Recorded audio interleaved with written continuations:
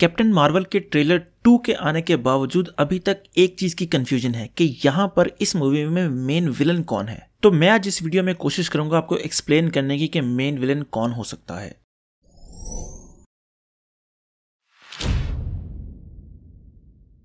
अब सबसे पहला जो विलन है जिसको हम मोस्टली समझ रहे हैं कि वो विलन है, वो है स्क्रल लीडर टेलोस, जिसका रोल प्ले कर रहे हैं बेन मेंडलसन। अब टेलोस बेसिकली एक स्क्रल लीडर है जो कि क्री का और अर्थ दोनों का दुश्मन है। और कॉमिक्स में जब ये पैदा हुआ था, मतलब कॉमिक्स में पैदा नहीं हुआ था, जब ये पैदा हुआ था कॉमिक्स में हमें दिखाया गया था, तब इसमें एक छोटा सा डिफेक्ट था। वो ये था कि ये दूसरे स्क्रल्स की तरह शेप शिफ्टिंग नहीं कर सकता। तो लोग इसका मजाक उड़ाते थे।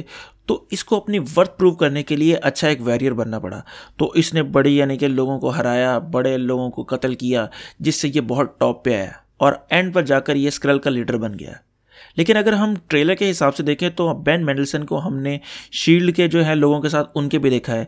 तो इससे एक बात तो वाज़ेह होती है कि इस मूवी में बेन मेंडलसन का जो कैरेक्टर है टेलोस, वो शेप शिफ्ट कर सकता है। अगर वो शेप शिफ्ट नहीं करेगा तो वो शील्ड में घुसेगा किस तरह?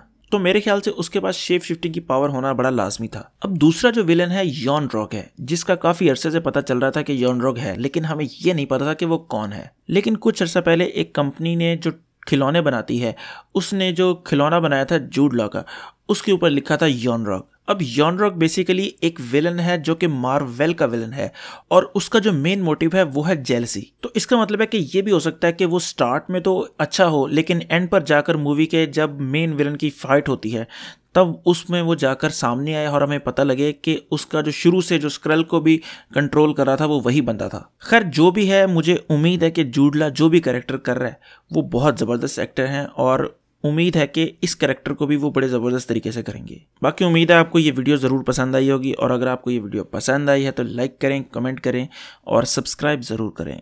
तो खुश रहें, खुश रखें। अल्लाह हाफिज़।